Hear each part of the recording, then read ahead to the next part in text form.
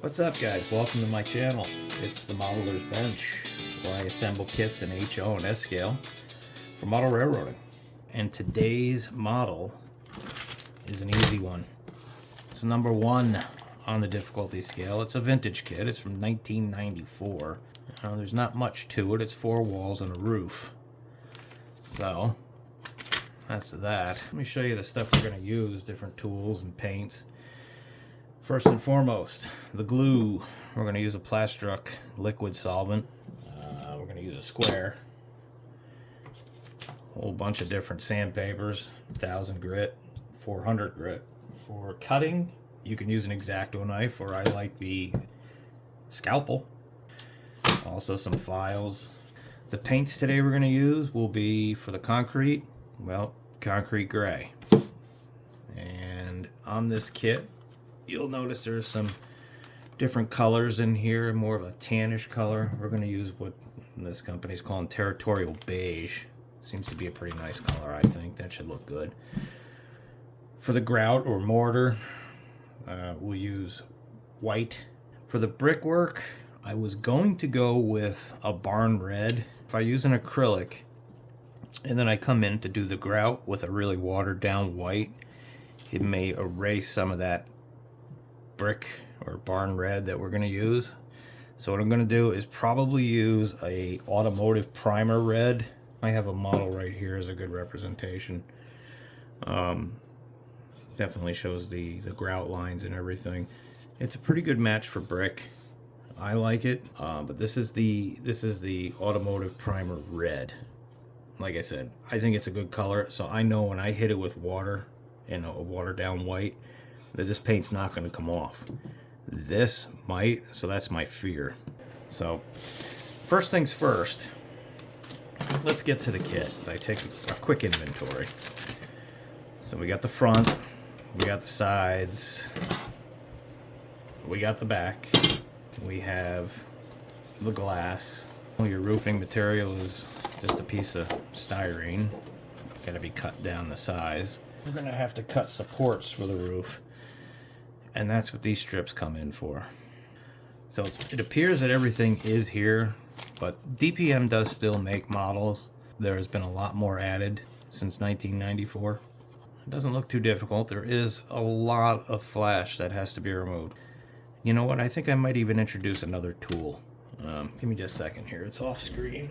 I think we're going to use the miter and the saw. X-Acto makes this one, and it does have a miter box, so if you need to cut channels on angles, and it's really good for that. I think we're going to use the saw to remove all the flash on here, just a rough cut, and then come back and touch it up with the sandpaper ends, and we'll go from there. All these sprues, this flashing, all has to come off.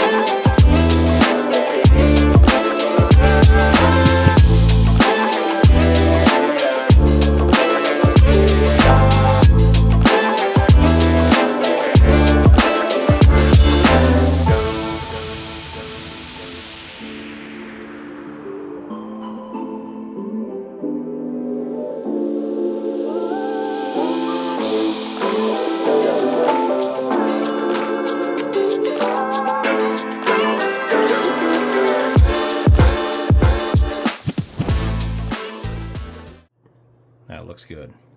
All right, so we have all 4 sides of the model done. sanded and ready to go. Next step will be glue. All right, before we start gluing the model, I'll show you what I did here. I took that square and I taped it to the bench. This way, I got a 90-degree angle right here. Solid, it's not going anywhere. Also, I wanted to mention that I'm going to use another tool as well for this kit. It's going to be the airbrush. I'll have the video out in the future for airbrushes. We're going to be using that to paint our kit. So gluing, and when it comes to gluing the kit, there's little room for error. All right, what we want to do is we want to match this side to this side, and we want to bond it. The bonding surface here is to this surface here, and this surface is approximately 1/8 of an inch. So what I want to do, paint an 1/8 inch line with this.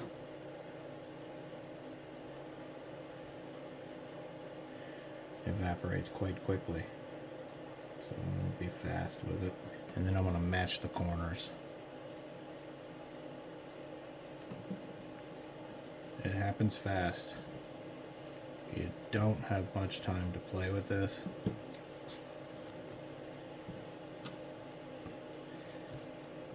Plastic bonds rather quickly. I would say right now it's just about thoroughly bonded. What I'll do is I'll put a little line all down here, because I put that extra line of glue. It reheats the plastic and allows you to make adjustments. And I'll come in, make sure everything is square, which it is. It's been about 2 minutes, and the glue is, I think, for the most part, pretty much set. That's the great stuff about this glue, is it doesn't take long to adhere. It creates a great bond, and for the most part, pretty quick. So we're going to move on to the next part. I'm going to do both sides here first, and then we'll work on the back. So we'll get to the back last. I am going to change the direction of the square, retape it, and get ready to do the other side. Okay, so I have rotated the square, taped my edges. Square is pretty solid. Let's go ahead and take the cement, and we'll paint 1/8 inch line all down the side.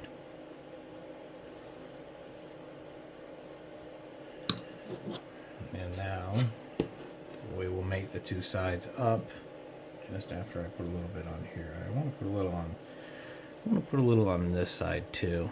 I'm feeling with my thumb where the edges are true. It's pretty flush. I'll just keep it right there for another 10 seconds or so. So for this, there really is no need for the square, because the building is technically square already. So what I'm going to do is I'm going to get this square out of here.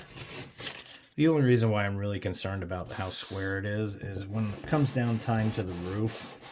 I'm just roughing this up a little bit more. When it comes down time to putting the roof on, it makes it a lot easier when you're cutting perfectly square. What I'm going to do here is I'm going to do one side at a time. What I'll do is paint the wall here like we've been doing. Paint it, and then also what I'm going to do is paint this edge with some fresh glue, and now bond the two. This I'm just simply feeling true with my thumb, and that side looks pretty good. I'm pretty satisfied with that. What I like to do again is come back in and I paint another line of glue inside and let it set. Now on this side, bring the model up like so. I'm going to paint this side while it's upside down here, just like we've been doing. At least 2 or 3 lines of glue. Put the piece together by sitting right on top. Now I'll use my finger to feel for square. Give it a second. It does take a second to bond. Let it adhere and set up. Now that I think this is set enough, what I'll do is I will paint that extra line a couple times in this case. And any little cracks where there was no glue originally, the intention of doing this is that it fills those cracks. We'll just let that sit. Work on putting the roof on next. And I think what I'm going to do on the front and back is probably going to do from there to about right here. So what I'll do is just put a little notch in it with this knife. Bend it. Yeah, that's all it takes. We'll start it about there. And make sure I keep enough for the sides. So for the front, I'll go from here to here. Snap it. And we'll figure out how far down we want the roof to go. Probably the thickness of this plastic right here, this rod, will be as low as I'm going to set the roof. So we're going to bring it down to here. Just like so. That's going to be the next part of this project. In the meantime, I want to let this glue set up, and in this case overnight, and then tomorrow we'll come back and we'll put the roof support pieces in and the roof. We'll measure that out and we'll give it a cut. Alright, so we're going to work on the roof now. And what I decided to do for the roof depth was to take one of these square rods, take it from the top of the structure here, one thickness down is where I'm going to glue in the next piece, which is this piece. So it gives us that thickness down for the height of the roof all around. What I did is I measured from the bottom here to the top here where this piece is, and that was 3 5/32 all the way around the model where I'm going to put the next strip. I went ahead and did the measurements of the roof, and I came up with 6 1/4 by 3 9/16. But when I did that, I noticed that I was off just a little. So what I'm going to do is I have a workaround for that. The piece I cut off, I'm going to glue on here just like this, and that'll make up for the material lost. Glue that section onto that roof. And it's really tedious, but we'll get it. I have to apologize for that fan you guys are hearing. That is my space heater. We got that now to make up for the gap.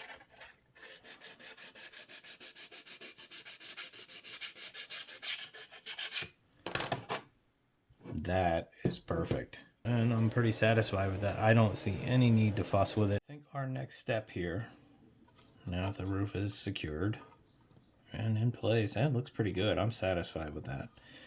Now that the roof is in place, I'm going to go do what I told you I was going to do. I'm going to paint the brick with the automotive red primer. And then the front, we're going to come at it with the concrete gray. We're just going to highlight these little areas in here. Territorial beige. That should be pretty nice. We'll do the painting next, guys.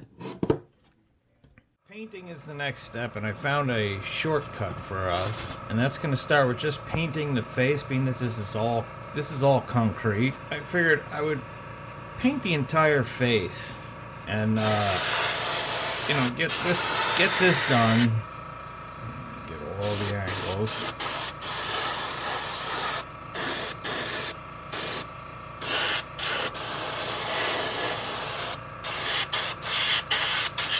When I paint the sides with the brick red, I'm probably going to tape this off, mask it off so that it keeps it clean. But if some of the red gets on here, I'm going to have to hand paint it with a paintbrush anyway. This is just to help speed the process up. But that's all I wanted to show you, was a quick shortcut. Alright guys, so I know the angles are a little goofy out here, but I came out to my garage because what I'm using here is a red primer. It's an enamel and it stinks. I'm going to speed the dry time up here too with the hair dryer.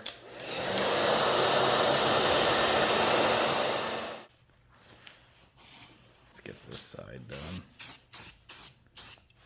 If you notice on the front here, I've done a simple mask, just simple masking the areas that I did not want to get paint on.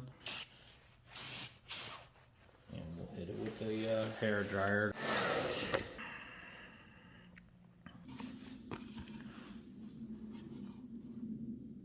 Yeah, that looks pretty good. Gonna paint in the roof, just like so. And again, I'll hit it with the hair dryer to speed the drying process up. That is pretty good. Flat red primer. That's really good color for brick. And the rest will be all fine detail all through here. So we got the front painted, the concrete. We got all the sides painted. What I did off camera was I just painted the concrete brick along the edges up here. And I did start to do a little fill in of the tan color we talked about. And we'll do the windows in the tan. And the back here, we'll do the windows in tan, the lintels in concrete, and the bottoms here as well as in concrete. These doors, I was thinking about putting a different color. So we're going to use a light avocado, I think, on the garage door and the back door here. This part of the model is quite difficult. It requires a lot of time and a lot of patience. A couple of paintbrushes. I like this wide one here for painting the wider surfaces quickly. And then when we get to the finer concrete parts, we'll use the finer brush to fill in these lines. The lintels are going to be difficult. I got these at Walmart as well. They're throwaways, though if you keep them in good shape, they will last quite some time. I think this was maybe $4. So we'll use this wide one for the wider surfaces to get it done rather quickly, and the smaller one here, you can see that, we'll use for the finer details. I'm going to start painting this now, the garage door and the back door. Okay, for this first step, what I did here is I took that green we were talking about and I thinned out quite a bit of it so I can flow it into the very fine cracks right through here. I got color in there, and that's important because the next step will be to go with the thicker of the paint, and it will tend to flow a little easier along the area where I already laid some paint in. And I'm going to come back at it with a little thicker paint, and I'm just going to lay it in there. I'm not looking for perfection. I want this to be the first coat. So I'm coming in and I'm going to let the brush do all the work here. This is just the first coat, so it's not going to look pretty. I would say probably 4. Try to keep our lines as smooth as possible. So I'm smoothing out all those ridges right now. I'm filling in the horizontal cracks, making sure there's paint in there. Come back at these little corners. Again, a steady hand. The model will come out good. It just takes quite a bit of time. We don't want to paint the brick, but we want to paint the molding that goes right around the garage door. And because we laid that thinner paint in there earlier, this paint will flow smoother over it. So we got that done. We got all our highs out of there. And we got some paint on it. Now what we'll do is we'll give it just a few minutes to dry. So what I did is, like you saw earlier in the video, I took the hair dryer to help speed up the drying process. Again, we're going to come over this with another coat. We'll start here. We'll come over with another coat. Work our way into the corners. Just like so. Make sure we keep our highs out of the way there. We don't want any high lines. If you get high lines in there, they're very difficult to work out. And we'll come over here and fill this in. A little more paint on the brush. There we go. And as we can see, that's covering quite well. So instead of rushing right to the hairdryer, since we know we're going to paint this door the same color, let's go ahead and start on that. See if I can bring that up closer to show you. This is where I want it. I don't want it on these moldings. So I'm going to keep the moldings brick red and the door green. Now, if I goof that up, then I'll paint the moldings green as well, so that I don't have to worry about coming back at it with touch-up color later. Work that paint right down, being careful not to get it over that edge. I'm not looking to get the door done in the first coat. I know it's going to take more, and I know it's going to be sloppy the first couple of coats, which is fine, because I'll come back at it with more paint as we move on, just like so. And we'll do the same up top and the last side here. I'm going to touch what I just did. It's still wet. There we go. We're also going to do the window up above. Nice flat edge on it. So what we're going to do is we're going to use that for this window up here. Again, I want to keep the paint from the top of the molding.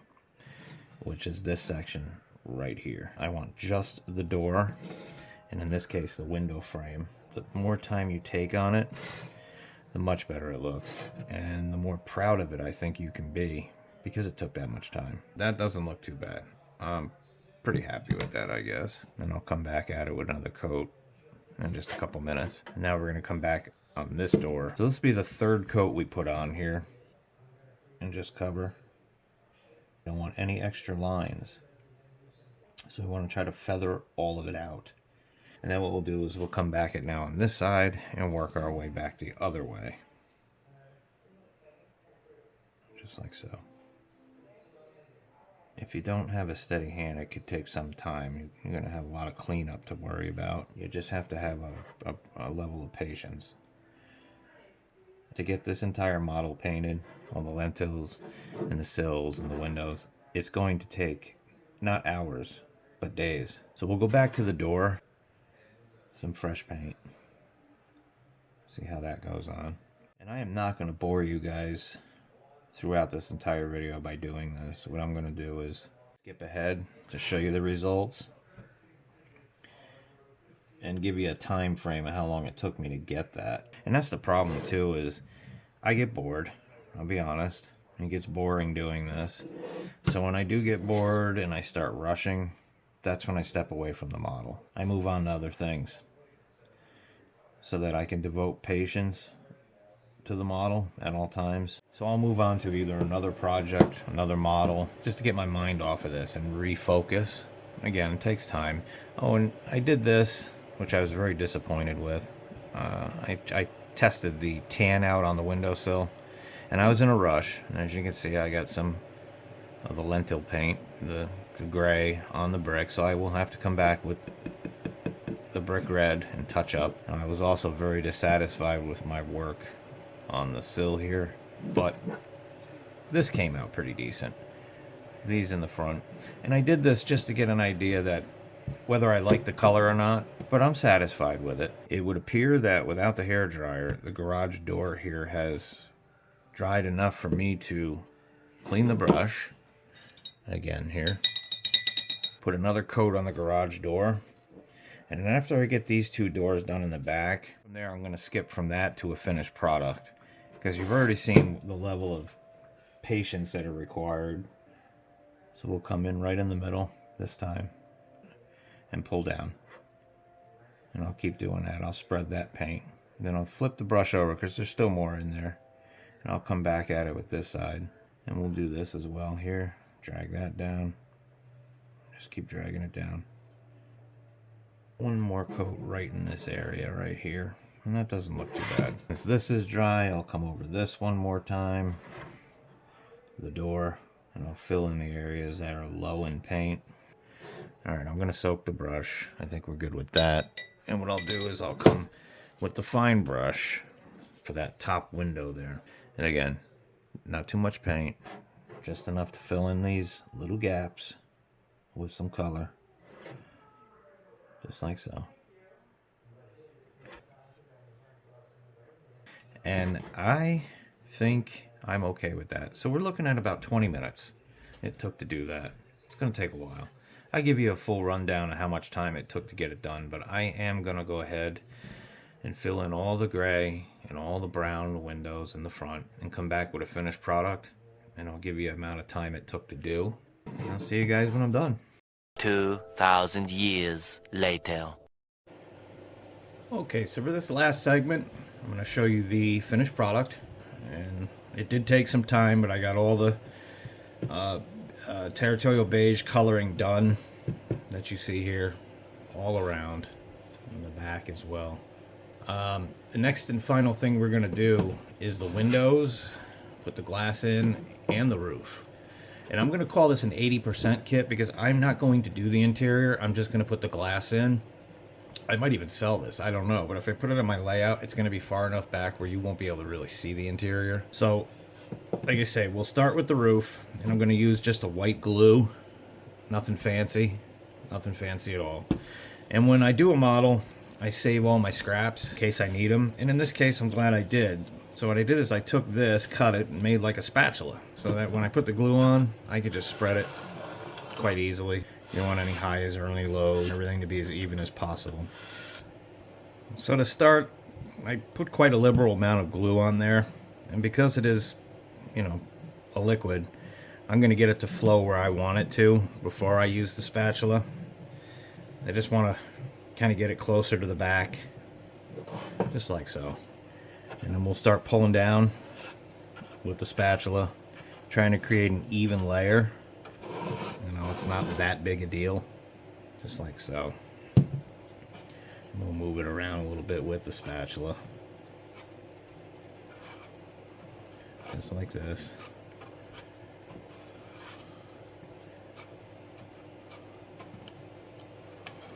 It's not looking too bad, guys. It's looking pretty good.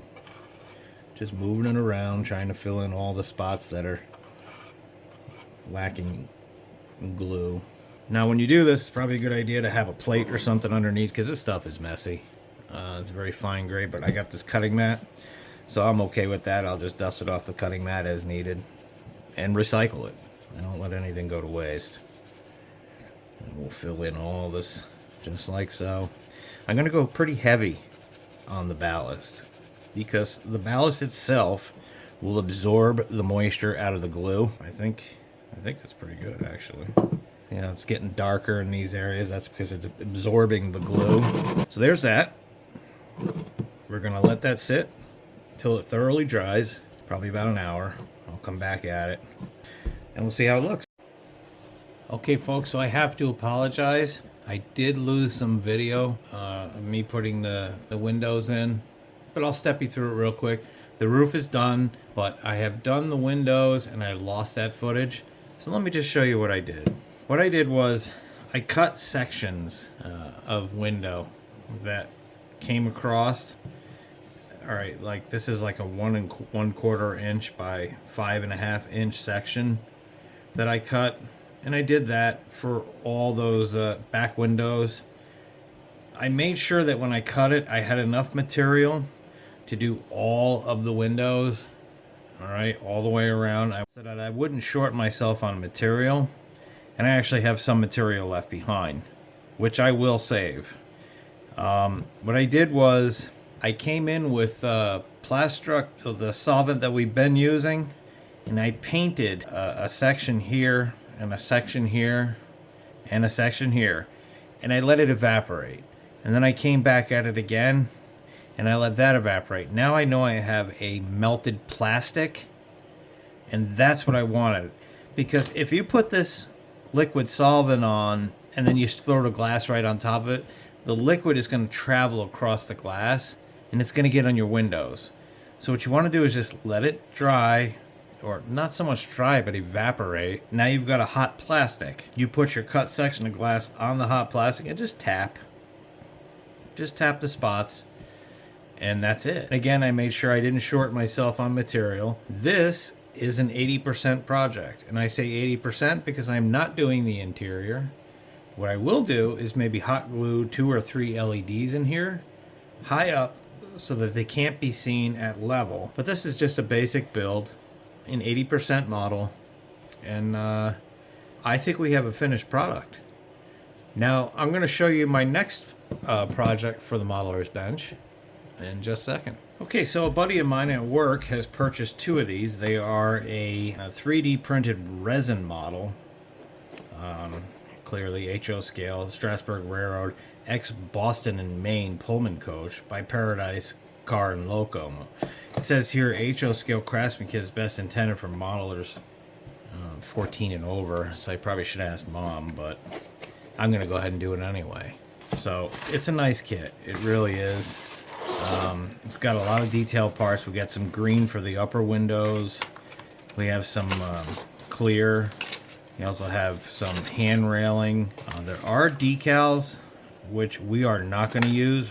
My friend at work is procuring some custom decals. This is going to be for Rangeley Lakes Railroad, which went out of business in 1937 in the state of Maine. And it's very hard to find any information on this railroad, so we're doing the best we can. And here's some other details like end rails, hand rails. The model itself, like I said, is a resin kit. It's 3D printed resin. It's 3 sections. We got the roof, the body, and the underframe. 3 sections. Pretty well detailed. Because it's resin printed, it's actually really well detailed. No offense to the filament printers. Filament printers can get some really good results, but may just require a little sanding and filing in areas where resin isn't required. So this is going to be the next model that we're going to work on, and it's going to be painted simply Pullman green and black. And if my buddy can get some decals, I'll decal it for him. I have no problem doing that. I have all the supplies to do it. There are trucks included. I'm not going to show you those. A truck is a truck. We're not sure what we're going to do with couplers yet. They may be KD. We're not sure. We may do something else. But, yeah, that's going to be next on the modeler's bench. It's pretty rare. All right, it's a pretty rare railroad. That's our next project. And remember, everything you put on your train set begins right here at the modeler's bench.